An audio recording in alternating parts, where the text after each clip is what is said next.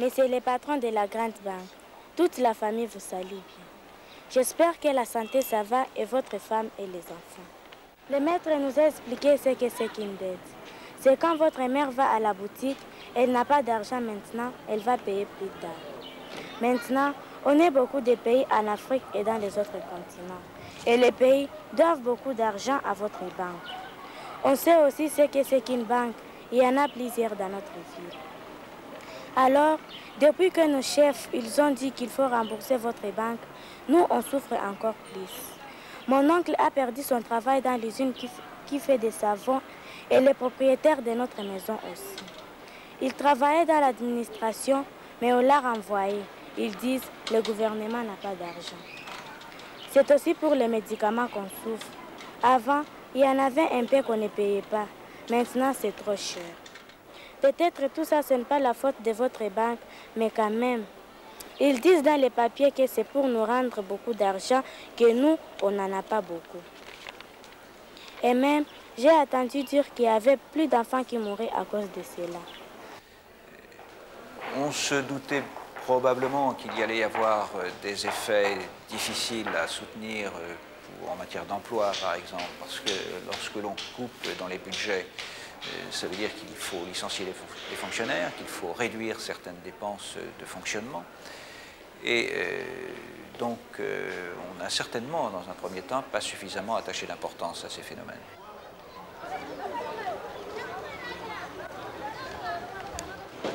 L'opinion publique, d'abord, n'est pas suffisamment informée sur les raisons de cette dette. Mais l'opinion publique apprend qu'il y a des dettes à payer. Mais contracter comment? Quelle est l'origine de cette dette? À telle enseigne qu'actuellement, on se met en tête que cette dette, c'est un arrangement entre gouvernants du tiers-monde, pour le cas du Zaïre, et gouvernants du Nord. C'est dire qu'on estime tout simplement qu'il y a des gens qui s'arrangent avec d'autres, c'est-à-dire ça profite à un petit groupe, la population n'y voit rien du tout. Autrement, si la dette devait profiter à la population, toutes ces dettes qu'on a eues accumulées jusqu'à présent, il n'y aurait pas des infrastructures comme ça qui chaque jour se détériorent. Bon, les écoles, les hôpitaux, les routes, et puis et tout et tout. Bon, finalement, on se pose la question, s'il y a dette, elle aura servi à quoi? C'est un peu ça le problème. Elle profite à qui?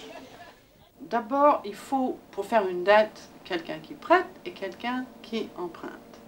Du côté des prêteurs, il y a eu, pendant les années 70, une culture de la dette.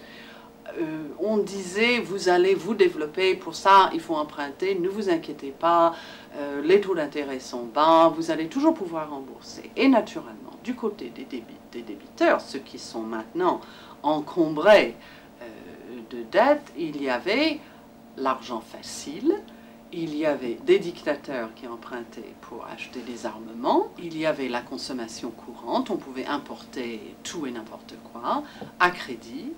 Et il y avait des projets grandioses que souvent les dirigeants aiment bien avoir le stade ou l'immense complexe de bureaux ou la centrale nucléaire ou le grand barrage, etc. Des investissements en fait souvent très peu productifs. Malheureusement, à la fois du côté de ceux qui prêtaient et de ceux qui empruntaient, il y avait une sorte de collusion pour ce genre de choses. Pas de contrôle d'un côté et puis sorte de fête du gaspillage de l'autre. On sait que cette période faste des années 70 constitue une aberration financière pour le développement. En Afrique, la dette s'accroît sans cesse et le produit national brut, le revenu du continent, diminue inexorablement. Aujourd'hui, les emprunts contractés par l'ensemble des pays du tiers-monde représentent une dette totale de 1 320 milliards de dollars, une somme astronomique qu'il faut théoriquement rembourser tout en assurant le développement. Cette tâche paraît hors de portée pour la plupart des pays débiteurs. La dette devient l'ennemi du développement. Pour rembourser cette dette en partie, les États dépensent de moins en moins pour la santé et l'éducation. On voit ainsi les inscriptions des enfants à l'école primaire diminuer dans un quart des pays en développement. Le Burkina Faso dépense par exemple 4% de son revenu à l'éducation et 38% pour rembourser la dette. Bien qu'en valeur absolue, les pays d'Amérique latine soient les plus endettés, c'est en Afrique que la situation est la plus préoccupante. Elle a d'une part une très faible capacité de remboursement car les matières premières qu'elle exporte sont de plus en plus mal payées sur le marché mondial. D'autre part, l'Afrique importe de moins en moins parce qu'elle ne peut plus payer. Ce continent est donc en voie de disparition sur la scène économique internationale. La dette en Afrique est particulière parce que d'abord, elle est toute petite. Pour l'Afrique subsaharienne, ça représente environ 150 milliards de dollars, c'est-à-dire dans le monde d'aujourd'hui une somme parfaitement ridicule. On pourrait éponger cette dette demain matin et ça ferait un petit blip sur l'ordinateur et puis on s'en apercevrait plus dans le Nord. D'autre part, cette dette est très largement due aux instances publiques, c'est-à-dire que ça n'est pas une dette bancaire, c'est une dette qui est constituée d'emprunts auprès de gouvernements ou auprès d'instances internationales comme la Banque mondiale, le Fonds monétaire international. Pour nous, dans le Nord, pour les créditeurs, les créanciers, 150 milliards de dettes, c'est rien du tout. Pour les pays qui doivent le rembourser, c'est effectivement une somme énorme. Et on dit aussi que les Africains ne paient pas. Mais ceci est faux. Si vous mesurez les paiements qui ont été faits de 82 à 89, donc pour cette laps de temps, l'Afrique nous a donné au Nord plus qu'elle n'a reçu de nous en aide, en investissement, en nouveaux prêts. Tous les flux du Nord vers le Sud ont été plus petits que les flux de l'Afrique vers le Nord. Le solde en notre faveur est de 3 milliards de dollars. Je ne crois pas qu'il y ait eu mal intention. Je crois qu'on a fait des choses profitables, mais on n'a pas fait les choses profitables avec l'intention de nuire. Je n'y crois pas. Je crois que la tendance naturelle des Occidentaux a été, puisque ces affaires, puisque ces constructions, puisque ces barrages, puisque ces usines nous ont permis de devenir riches, ils permettront aux pays d'Afrique de devenir riches. Et le résultat, c'est que nous avons en effet mobilisé des capitaux considérables, endetté les pays pour des instruments qui n'ont aucun retour, qui ne produisent aucun bénéfice. Et de ce fait, la dette est accablante. Elle est accablante parce qu'elle est en soi pesante, mais parce qu'elle n'a pas généré les systèmes productifs qui auraient permis qu'on la supporte.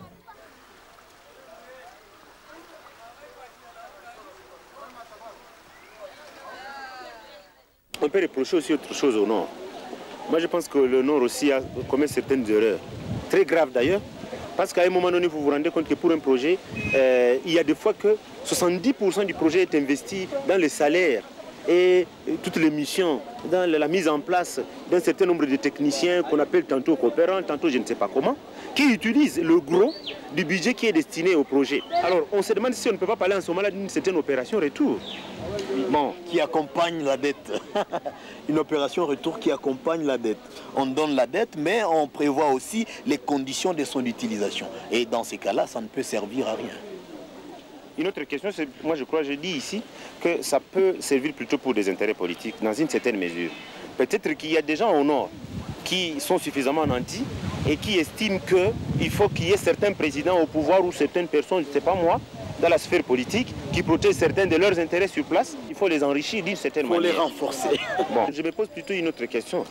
Est-ce que les dirigeants du Nord, ou bien les gros financiers du Nord, est-ce qu'ils ne savent pas que tout cela reste logé dans des comptes au Nord? Non, ils le savent certainement, ils le savent. Ils le savent. Les flux de capitaux qui quittent l'Afrique en direction des banques suisses, des banques européennes, des banques américaines représentent 30% de la dette. Bon. C'est à relativiser dans la mesure où, bon, ça c'est les flux formels, c'est les flux officiels qu'on connaît, mais les flux informels, c'est-à-dire clandestins, on ne le sait pas. La fortune de l'ancien président du Mali, M. Traoré et son entourage, représente l'équivalent de la dette du Mali. Bon, la dette du Mali doit faire environ 2 milliards de dollars. Donc c'est vrai qu'il y a corruption. Généralisée, je ne le pense pas. Ça dépend des pays, ça dépend des États, ça dépend aussi du poids de l'opinion publique et de la transparence en fin de compte des institutions. N'empêche que c'est un phénomène excessivement inquiétant. il y a un certain stade de développement où pouvoir et argent, c'est la même chose. Alors ne faisons pas les vertueux, nous avons connu ça aussi. Qu'il faille que de toutes nos forces nous luttions contre la corruption, sûrement. Que la corruption soit un mal grave pour les pays d'Afrique, sûrement. Que les chefs d'État et leur entourage soient corrompus, sûrement. Mais qu'on n'en fasse pas une salade. Prenons les choses comme elles sont, luttons contre, mais ne faisons pas de la morale. Bon, je crois qu'il faut être... Ce qui me choque dans tout ça, c'est quoi? C'est pas que des gens soient pécheurs ou pas, je pourrais faire tous les procès du monde, j'en sais plus que beaucoup de gens. C'est que les créances privées d'Africains en Europe, au Japon ou aux États-Unis représentent plus de 3/5 de la dette publique. C'est-à-dire qu'en fait, l'existence de cette dette est artificielle dès lors que existe ce magot énorme. Et le retour de ce magot dans les pays, il est là le vrai problème. Comment faire rentrer les créances personnelles dans les pays d'origine? Officiellement, jamais la possibilité de faire rentrer les avoirs personnels des chefs d'État africains n'a été proposée comme remède au problème de la dette. Pourtant, ces sommes énormes sont réclamées par la Banque mondiale et le Fonds monétaire international, qui imposent des mesures d'austérité aux mauvais payeurs. En dernier ressort, ces mesures retombent sur les populations qui voient le prix de la nourriture de base quadrupler ou qui perdent leur emploi. De la Tunisie à la Zambie, des émeutes de la faim révèlent l'insupportable. Comment est-il possible que les pays les moins avancés d'Afrique renvoient les 3/4 de l'aide qu'ils reçoivent sous forme de remboursement alors qu'il manque du nécessaire? Ce non-sens grave a donné lieu du côté des créanciers à quelques aménagements qui portent tantôt le nom du secrétaire d'État américain au Trésor, plan Baker, plan Brady, tantôt le nom de la ville où sont nées ces décisions, Toronto, Dakar, Paris, La Baule. Mais ces mesures n'ont que des répercussions fragmentaires. Les efforts de quelques dizaines de millions de dollars consentis par les pays occidentaux lors du très médiatique sommet des 7 à Toronto ne représentent que 3 à 4% de la dette. Comment, dans ces conditions, passer du désendettement à l'investissement? C'est théoriquement le rôle de ce que l'on appelle ajustement structurel. Alors l'ajustement structurel, en fait, c'est un effort qui est entrepris par un gouvernement avec l'aide de bailleurs de fonds internationaux pour essayer de retrouver des bases économiques plus saines, pour essayer d'éliminer des distorsions, essayer de remettre sur pied une économie vers une orientation de croissance et de développement. Concrètement, ça veut dire donc remettre à plat la politique économique d'un pays, essayer de la repenser, essayer de la redéfinir en fonction des contraintes extérieures et intérieures auxquelles un pays se trouve confronté. L'Afrique a d'autres problèmes que simplement économiques, mais je dirais que des pays comme le Ghana, par exemple, se trouvent certainement aujourd'hui dans une bien meilleure situation du point de vue économique qu'ils ne se trouvaient au début de la décennie 80, que même des pays comme la Tanzanie, des pays comme Madagascar progressent, que des pays comme le Togo, sur le plan économique, ne sont pas tombés aussi bas que d'autres. Donc il y a des progrès qui sont quand même sensibles et qui sont dus, je pense, pour une bonne part à l'ajustement.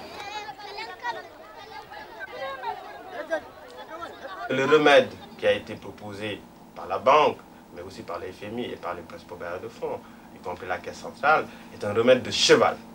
C'est sûr qu'un remède de cheval dans un corps fragile, en fin de compte, peut anémier le corps. La banque a été l'objet de plusieurs critiques, des critiques qui étaient fondées, et je pense que depuis quelque temps, la banque essaie quand même d'avoir une démarche beaucoup plus pragmatique, beaucoup plus proche en fin de compte des réalités africaines, et essaie d'intégrer la dimension développement. Si ces instances qui ont imposé ces politiques depuis 10 ans étaient responsables devant leurs victimes, ça fait longtemps qu'elles auraient été fermées. Si ces gens étaient élus, ça fait longtemps que leurs électeurs les auraient renvoyés. Et s'ils étaient les gestionnaires d'entreprises, ça fait longtemps que leur conseil d'administration les aurait mis sur le pavé, car ils n'ont pas même réussi à faire la première chose qu'ils ont dit qu'ils feraient, c'est-à-dire de réduire la dette et de relancer la croissance. Économiquement, autant qu'humainement, c'est une catastrophe. Et par conséquent, quand il y a des instances aussi puissantes qui ne sont responsable devant personne, je crois que c'est un très grand danger pour tout le monde parce que profondément antidémocratique.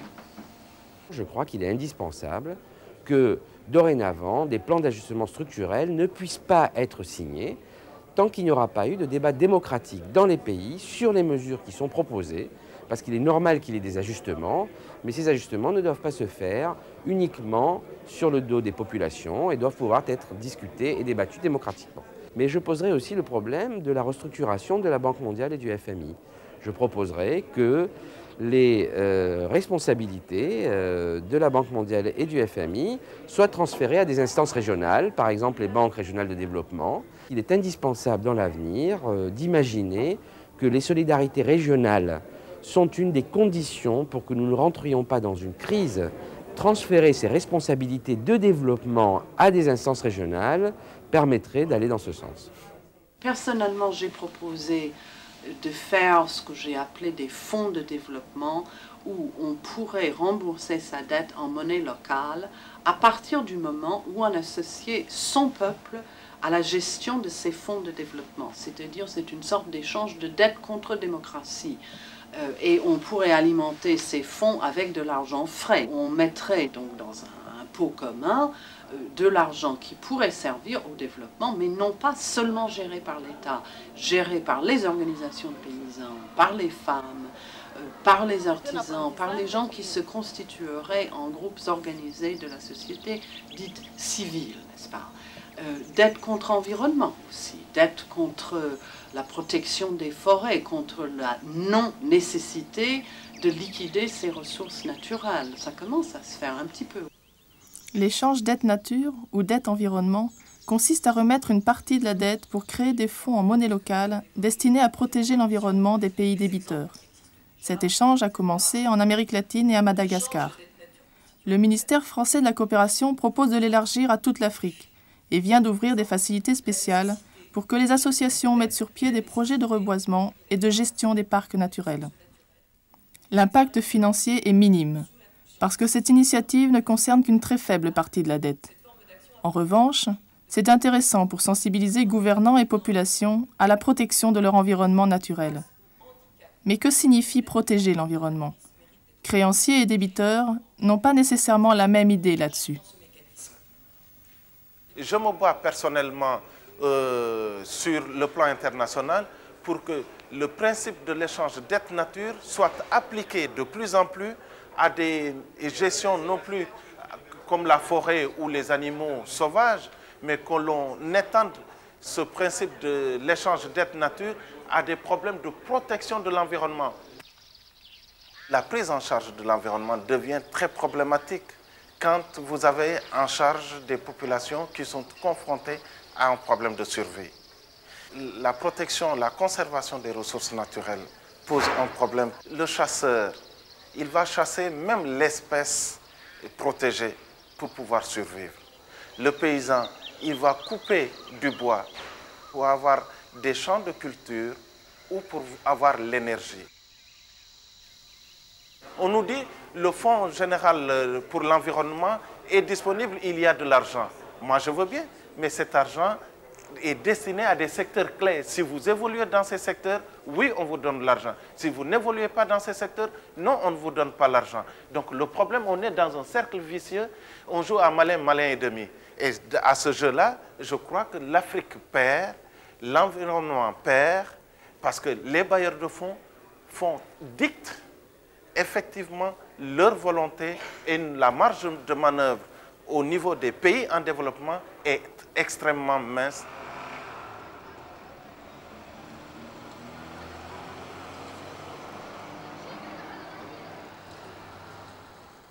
Le Nord qui donne des moyens financiers devrait aussi voir comment canaliser ces moyens financiers. Actuellement, avec l'intérêt accordé aux organisations non gouvernementales, nous pensons que les choses vont de plus en plus directement vers la base. Et si aujourd'hui on peut observer quelques petits changements, évidemment encore insignifiants, c'est par le canal des ONG. Et nous attendons, nous espérons que cette voie-là pourrait quand même faire profiter la base de l'aide extérieure Oui, mais si pas nécessairement de l'extérieur, mais justement c'est cela. Est-ce que les moyens qui sont destinés à la démocratie, les moyens qui sont destinés au prêt, est-ce qu'il n'y a pas moyen de libérer une part, par exemple, par les donateurs, et qui encourage les ONG qui interviennent déjà directement à la base, pour que ces ONG donnent la vraie information sur la démocratie, pour que ces ONG prêchent à la population, c'est l'attitude qu'on doit avoir, les comportements qu'on doit avoir pour une véritable démocratie. Puisqu'au fait, figurez-vous que la population n'a pas encore compris qu'elle peut exercer un certain pouvoir un jour. Les ONG, enfin les organisations non gouvernementales, n'est-ce pas, représentent une partie de la société civile dans le Nord. Elles ont le devoir de parler avec les syndicats, de parler avec les municipalités, et puis, je crois, de faire aussi en sorte que cette notion de coopération de société civile du Nord à société civile du Sud passe dans les faits. Si elles sont non gouvernementales, c'est pour quelque chose, c'est pour qu'elles puissent essayer de faire elles aussi leur part pour que les sociétés civiles du Sud puissent s'éclore. Et c'est un travail évidemment de longue haleine, mais je crois qu'elles sont bien équipées pour cela. Les associations de solidarité internationale se font entendre de plus en plus en France, en Suisse, en Belgique, en Angleterre, au Canada, aux États-Unis. Colloques et manifestations se multiplient. Un tribunal des peuples s'est même réuni à Berlin pour juger le FMI et la Banque mondiale, tenus pour responsables de la dette. En Suisse, les associations se mobilisent pour lever le secret bancaire sur les comptes des dirigeants africains et restituer leurs avoirs à leur peuple. En France, les ONG de développement ont proposé un code de bonne conduite pour créanciers et débiteurs et font pression pour que l'argent prêté transite plus facilement par les organisations africaines de base et non plus par les États. Mais toutes ces propositions sont loin d'être prioritaires dans la communauté internationale. L'Occident dessert ses contraintes budgétaires lorsqu'il y a des intérêts stratégiques en jeu. Les États-Unis ont par exemple remis la moitié de la dette de l'Égypte pour la remercier de cette mise du côté des Alliés lors de la guerre du Golfe. Les conditions humanitaires ou tout simplement humaines de la dette ne prévalent en rien sur les décisions internationales et il y a encore fort à faire pour arracher ce problème des seules griffes du monstre froid de l'économie et de la géopolitique. Le système économique n'a pas d'âme. L'argent ira là où il peut faire des petits. Il faut que l'Afrique offre des occasions, des chantiers, des investissements possibles à des capitaux qui ne cherchent qu'à s'investir de façon profitable. Mais il faut aller un petit peu plus loin dans cette analyse. Je crois personnellement très profondément que l'approche libérale des problèmes est une approche perverse. Je ne dis pas qu'elle ne fonctionne pas dans nos pays, j'ai des réserves à faire fortes, mais je ne dis pas qu'elle ne fonctionne pas dans nos pays. Et je dis que dans les pays en pré-économie, comme ceux que constitue l'Afrique, livrer ces pays-là ou livrer l'Afrique au marché, c'est la livrer à la catastrophe. Il ne faut jamais laisser les lois entre les mains des marchands et des hommes d'affaires, parce que leur intérêt n'est jamais le même intérêt que celui du public, n'est-ce pas? Aujourd'hui, le libéralisme ferait n'importe quoi pour faire un profit de plus. Il faut que tout le monde fasse baisser les salaires, même si ça fait baisser les normes de l'environnement, de la santé, de la sécurité au travail, etc. Pour les gens du Nord, il est très important de dire que ce n'est pas seulement une question de pleurer sur l'Afrique. Bien sûr, il faut avoir des sentiments de solidarité, bien sûr, il faut chercher à aider des gens qui meurent de faim. Mais enfin, nous aussi, nous sommes concernés. Cette dette est en train de détruire l'environnement de la planète dont nous dépendons tous, parce que les forêts sont coupées à la vitesse grand V, on vend le bois, les gens qui ne trouvent plus d'emploi coupent les forêts. Nous sommes perdants sur le plan de la drogue, parce qu'il y a des économies qui ne peuvent plus survivre qu'en exportant de la drogue. Nous sommes perdants sur le plan des pressions des immigrés qui ne peuvent plus vivre chez eux et qui cherchent naturellement par tous les moyens à venir chez nous. Et ils ont raison, ce n'est pas un crime de chercher à travailler. Nous sommes perdants sur le plan des emplois chez nous et des marchés, parce que quand les banques rafle tout ce qu'un pays peut gagner par les exportations qu'il fait. Il ne reste plus rien pour acheter nos produits à nous. On a perdu un demi-million d'emplois en Europe comme conséquence directe de la dette du tiers-monde. Ce n'est pas comme si on pouvait couper la planète comme un pamplemousse, n'est-ce pas, et dire, ben voilà, le Sud est endetté, c'est dommage, mais c'est comme ça, et puis voilà le Nord qui est en dehors du coup. Non, pas du tout.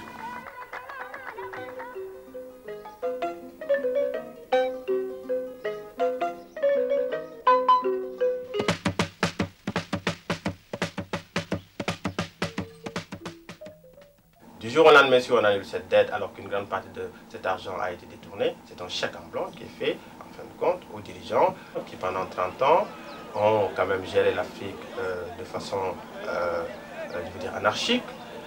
Ils se sont endettés, les populations n'ont pas été consultées. D'ailleurs, l'annulation de la dette en soi ne va pas développer l'Afrique. Si on annulait totalement la dette de l'Afrique ne se développerait pas si elle n'a pas un plan de développement, de sécurité alimentaire, de démocratie, donnant en fin de compte la priorité aux besoins de la population. Annuler la dette, c'est une solution qui peut paraître facile, qui peut paraître idéale, qui peut paraître réalisable demain matin.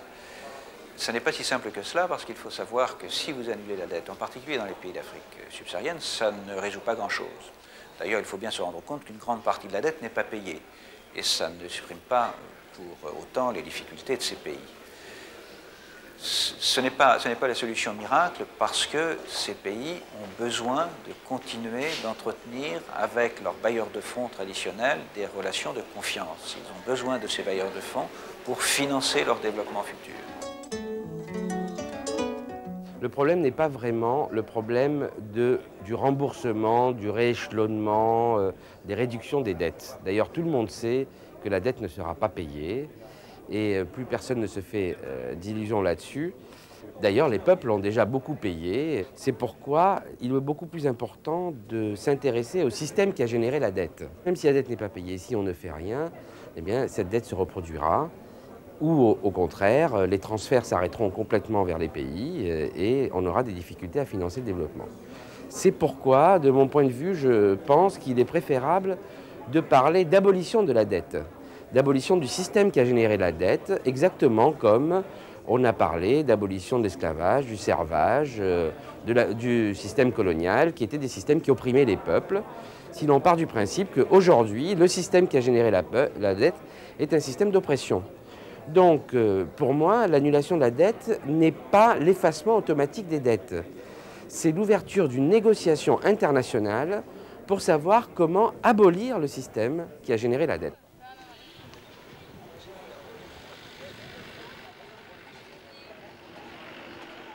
Alors, messieurs les patrons de la grande banque, s'il vous plaît, il ne faut pas laisser encore des gens souffrir comme nous. Ce qu'on vous doit, c'est trop. Et nous, on n'a pas vu de quoi ça sert. Et si on souffre trop, on ne pourra même pas continuer à fabriquer des choses et tout, et même pour nous vivre. Vous allez parler avec votre femme et elle va connaître ce qu'on veut dire. Et elle ne voudra pas qu'on souffre plus, s'il plaît à Dieu. Je vous salue tous.